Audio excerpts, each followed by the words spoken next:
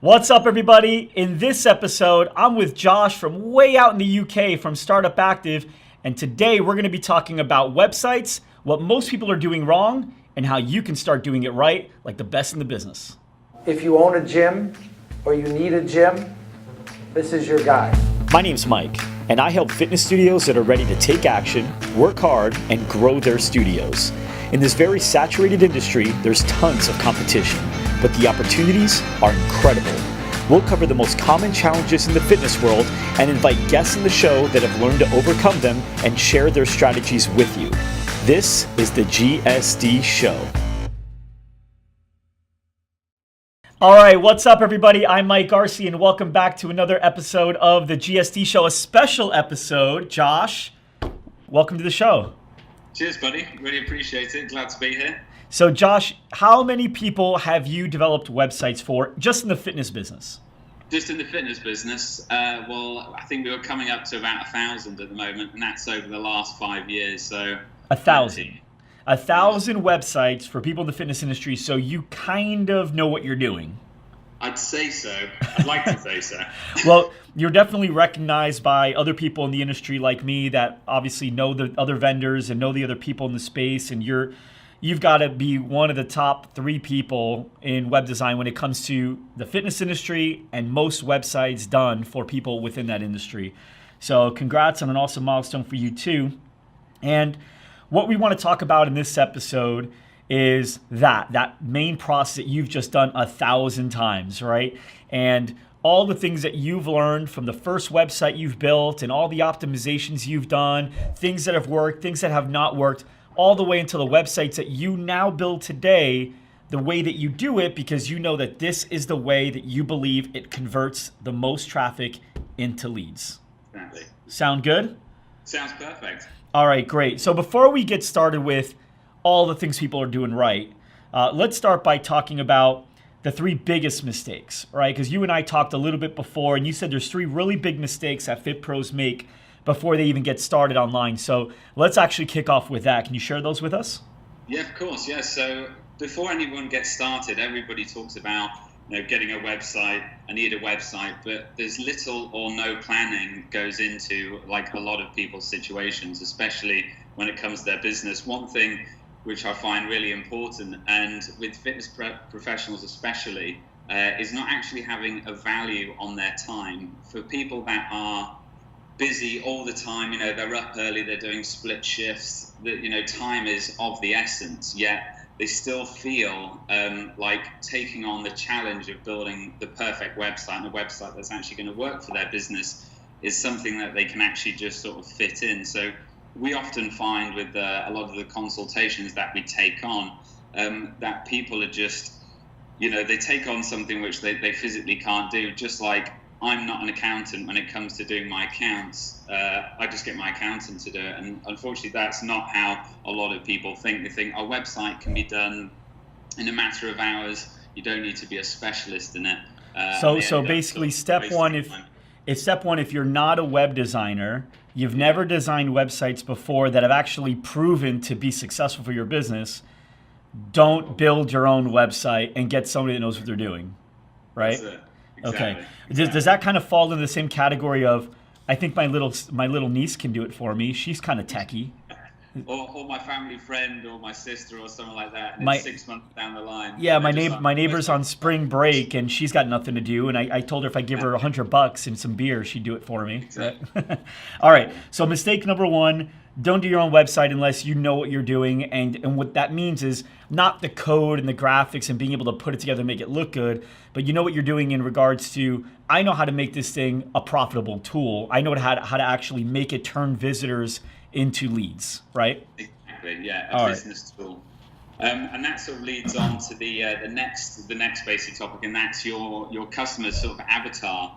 A lot of people who don't know what an avatar is, it's basically being able to align your visuals and the language that you're using across your website to your specific target market. So say, for example, if you run a buggy boot camp, your target market might be for people between the ages of 25 to 35 who've recently sort of given up on exercise because of babies. They want to try and get back into that. rather than just sort of chucking everything you think you can on a website. That image looks okay. That text that I've just made up, there's no thought process that actually goes into the building of it. So it's aligning your visuals and your imagery directly to your target demo, addressing the pain points that your target market has. And without those, unfortunately, your website, again, is sort of redundant, and that's where the all-important 6-second rule comes in.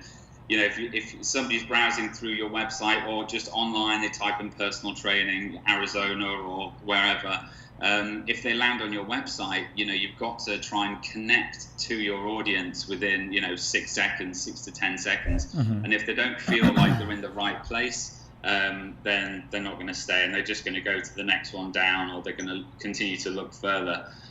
So by defining your avatar, literally just writing it down, her name's Jane Smith. She is 25 to 35. These are her pain points. These are her goals. This is what she aspires to be. And then you target those things in regards to the copy and the message that you're putting across on the website. For those of you that are, listening in and watching, you may have heard customer avatar in a different tone or a different verbiage, like buyer persona is another one, or your ideal customer. So they're all really the same thing. But what Josh is hitting on is dead on. And actually, we just did a presentation yesterday for HubSpot, and the whole talk was really about marketing and lead generation, but it kicked off with really understanding clearly who your perfect customer is and building up your buyer persona, just like Josh said. So Sam, I'm going to give you that slide. Can we put that on the screen with all the questions that you should ask? So these are the questions, these are examples of some of the questions that you could be asking yourself about who your customer is. Are they male, are they female, their age, where do they live, what are their biggest pain points, what shows do they watch, what books do they read? Now, that basically leads us on to the final point about the 3 sort of mistakes perfectly is your assets. So by assets, I mean your imagery, your testimonials, the visual cues that you're putting across on your website. A lot of people tend to just use generic stock images, which are okay. Some stock sort of libraries, such as iStock, are becoming more and more up to date and more sort of on trend, as it were, rather than sort of quite staged, imagery. So it's a case of getting those assets together. Spending $300 on a photo shoot. Actually, getting your customers in, even on an iPhone, doing some video testimonials. So when you come to launch and push that website out, it's not just generic, stale, again, doesn't have like a specific target market. And you need to basically be building up that trust with your customer immediately. So yeah, like any form of design assets that you could compile is super important. So now you have these websites that you build. We want to talk about traffic. How do you get traffic to them now? Obviously there's things out there like Facebook, and there's AdWords, there's SEO, there's ways to bring it in organically through content. Let's start with the one that I think is what's hottest right now for most people, Facebook advertising. Talk to me about the importance of Facebook advertising to people in the fitness industry. Okay, well, if we take, say, an average fitness professional, we're not talking about sort of bigger budget gyms who might have tens of thousands to spend on SEO, like inbound marketing and everything else. I'm talking about somebody who's just launched their website. They're looking to get instant results and instant traffic to start pushing people through their website funnel. And yes, it's Facebook marketing. And again, there seems to be like a lot of sort of similar sort of chat, but it's on Facebook. You could fire up your website day 1, day 2, create basically an audience to position your ads to who are specific to your avatar that you've just created. And then at the click of a button, push, $10. You don't have to spend a fortune, 5, 10, 20, $50 a day to drive people not to your website, but to the landing pages like built on your website. So specific built landing pages talking to the person that you've just targeted. So yeah, Facebook's super quick. It's not expensive whatsoever, and it's a surefire way to just get instant traffic and deliver instant results. Right, and there's Facebook advertising where you're actually building campaigns but then there's also boosting where you're putting content out in front of the right people. And so let's talk about your sites. Do you include blogs for people if they like blogs? Yeah, so basically all our websites are built in WordPress. Which is like a WordPress blog. It was initially for blogs. That's what it was made it's for. a blogging platform. So Okay. we always sort of say a website goes live. First thing we always say to do is to set up your Facebook page if you don't have one, set up your ad account and add your tracking pixel, which is your Facebook tracking pixel. For people that don't know, it's a magic bit of code which enables you to collect people's information so you can market to them without them even knowing. It's just amazing. Go ahead. No, go ahead. So I was about to say, so by adding this pixel to your website, and then it means that say you've got a blog about 5 fitness techniques, like an exercise blog, and then you've got a nutrition blog, you can actually say to Facebook, once you've put a post on Facebook driving people to your exercise blog, you can say that anybody that ever reads an exercise blog of mine, I want you to create a list of these people so I can actually remarket to them later on. And likewise, if you're wanting to grow a nutrition side of your business, you can say that anybody that ever watches or reads a nutrition article, then we can reserve them with sort of hyper-specific content. So blogging is not only vitally important for that, especially working with Facebook and basically figuring out what people are interested in, but also for writing really useful content and tagging in your keywords, especially if you're a locations-based business. It's not too difficult to rank near the top by simply dropping in a few blog posts a couple of times a month. So there's loads of benefits of blogging. Absolutely. Tons. You've built all these websites. How many websites? I know it's been 1,000 over the last 5 years, right? In the last month and a half or so, I mean, how many websites are you doing? Like, how many new fitness studios are you working with here? So at the moment, we've got sort of 3 assets to the business. So we're very varied. We sort of deal with big commercial, big box gyms who might have 160, say, franchisees. So currently, we're building some software at the moment, which is enabling franchisees to basically to have 170 microsites, which they can sell as part of their package.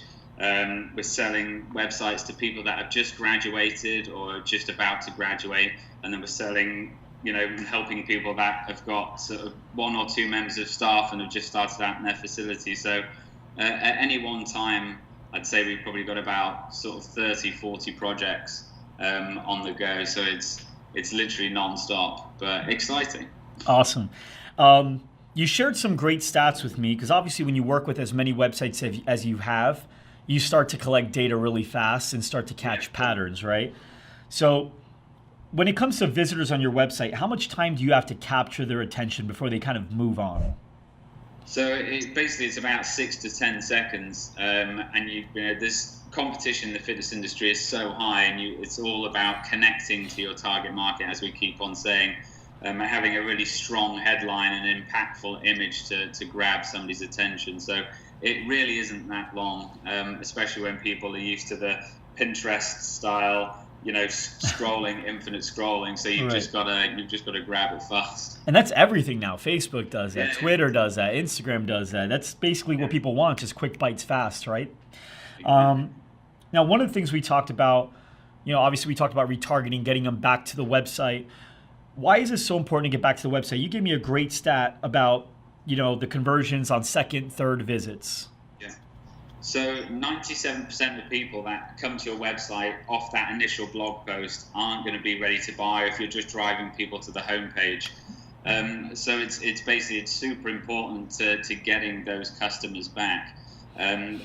People tend to buy on their 3rd, 4th, or 5th visit. And by buy, I mean they don't have to make a purchase. It could be simply opting in for a lead magnet, a free ebook, a free video. So say Tony comes to your website, he's on it for all of 10 seconds because his boss has just busted him looking on at his computer while he's at lunch. Tony then, he's at home that evening, he gets retargeted an ad on his mobile, while he's sitting there watching TV, but he's still on his mobile, and it's just hey, thanks for visiting our website. You might be interested in this, and this, or this article that we've just written about how to get off the sofa and stop being a fat, lazy bum.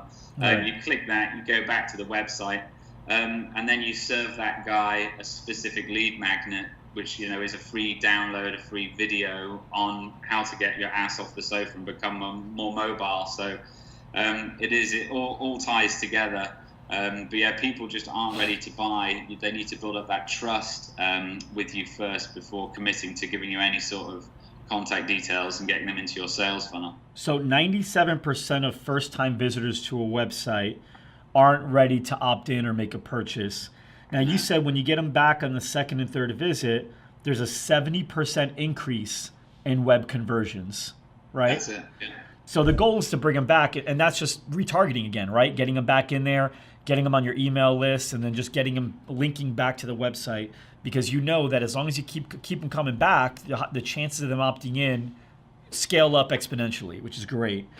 So what about mobile and desktop? Let's talk about that, because obviously it's interesting because mobile has surpassed desktop, and any stats you can tell us would be great.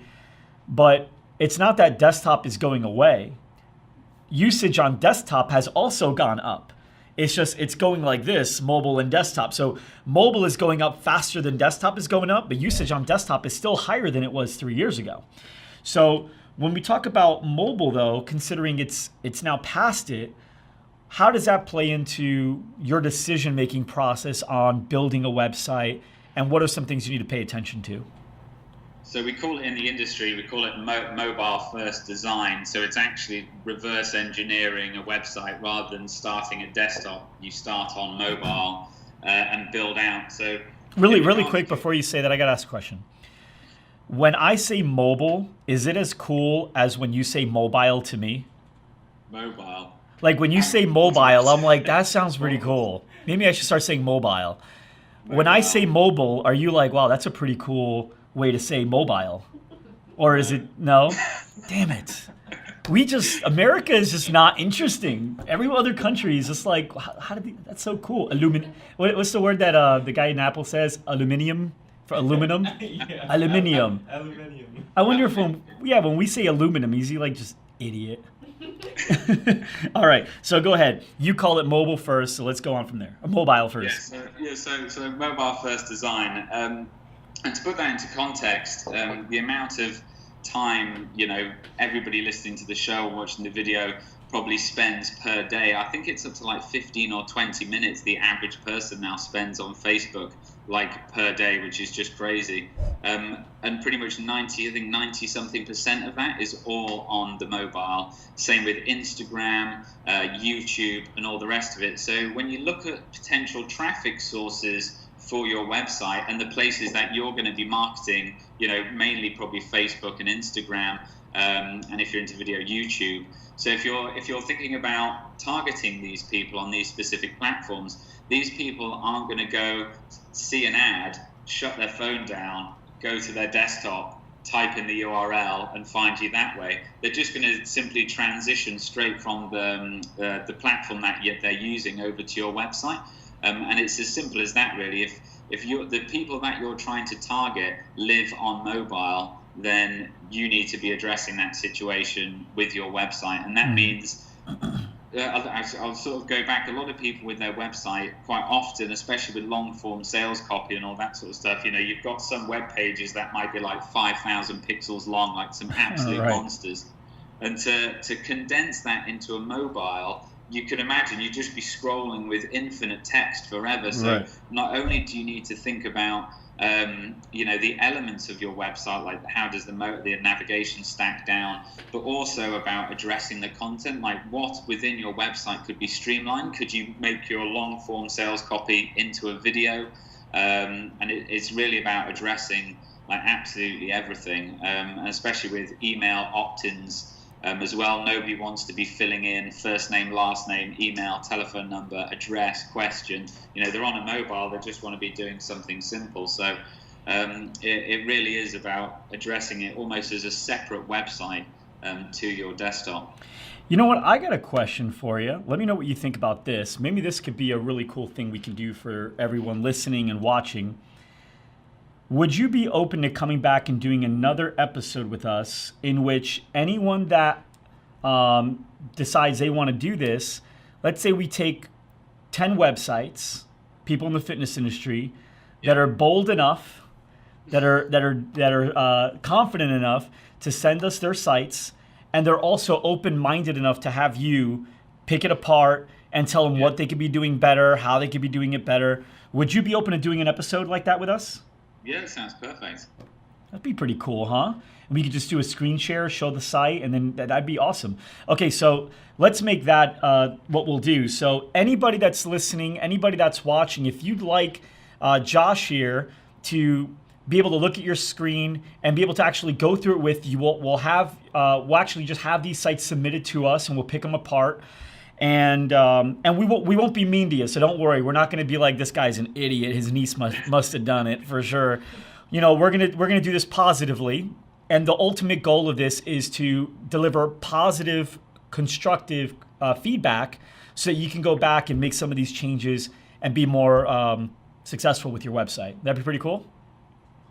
Yeah. That's amazing.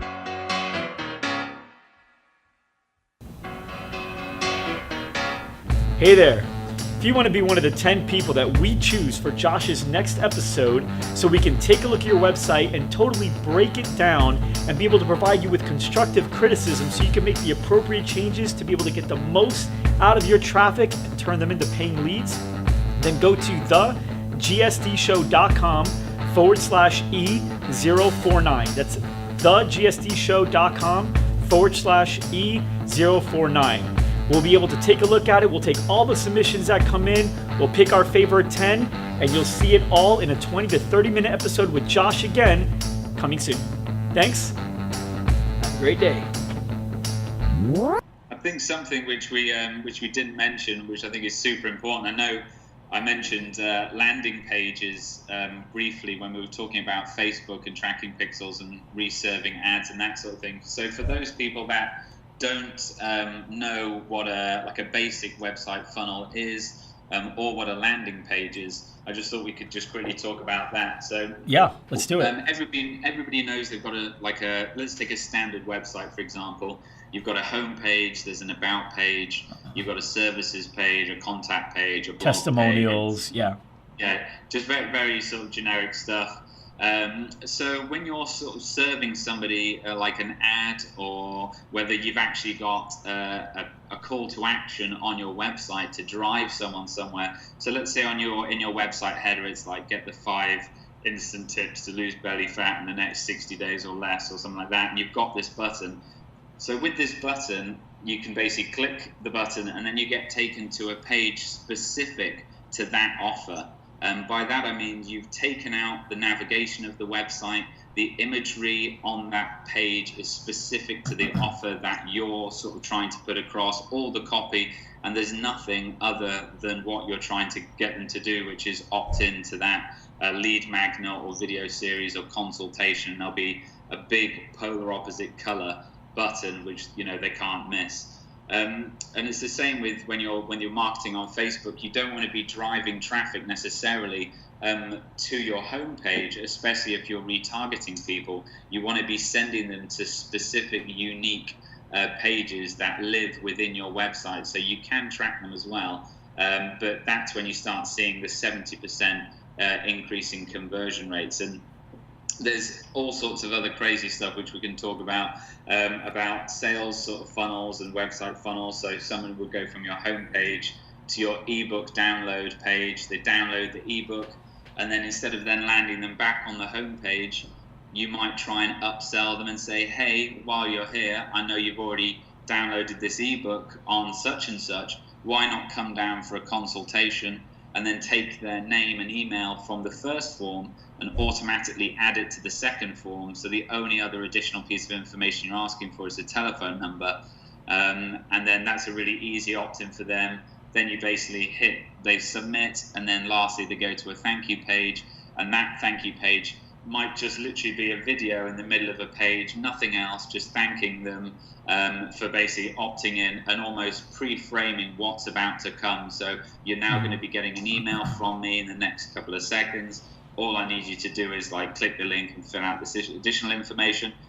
So it's almost like a transient journey for this website visitor, this prospect. So this is why I mentioned brochure websites and business tools. A business tool is something that has the mechanics in there to help you generate those leads, turn those prospects into leads, rather than just like a one-page faceless sort of website. So right. For all of those who don't know what that is, it's super important. Yeah, no, and landing pages have their place for sure, but ultimately the goal is to build up your audience, get people in your email lists, get people in your retargeting list so that you can start advertising at a much cheaper rate. Stop chasing, because the first time, like you said, the first time somebody goes on your website, they're not going to buy. It's the same thing the first time somebody sees your ad. You take people, sometimes I sit down with people and they say, well, I feel like everybody's already seen my ad. Are we going to eventually run out of people to show your ad to? Well, yeah, but you keep showing them, right? Anybody watching or listening can go the rest of our lives and never see another Nike commercial, never see another Apple commercial, never see another Doritos commercial. And 50 years from today, you can say, do you know what these products are? Do you know what Nike is, Doritos? Apple will say, yeah, of course. So the reason we know is not because we saw those commercials once. It's not because we saw an ad once. And I bet you before you bought Nikes, before you bought an Apple computer, you probably saw it a few times first, right? And the bigger the product, the more times you needed to see it in order to feel confident buying it. I don't need to see a Snickers bar more than once in order to go ahead and buy it. But if I'm going to buy a new car, I really want to know more about that car before I buy it, right? So it's important that you guys understand if you're not a $10 a month gym, if you're a fitness studio that charges $100, $200, $300 a month, or you're a trainer that's charging $500, $1,000 a month, you're not going to want to get in front of one person once and hope they buy, and if not, move on to the next one. You're going to want to stay in front of that person until the right time kicks in. And now the pain is strong enough, or the value's big enough, the popularity, the familiarity, the confidence in your brand is strong enough for them to go ahead and jump. And it's all because you stayed in front of them instead of everybody else that's around you, right? So Josh, thank you so much for coming on the show. I really appreciate it.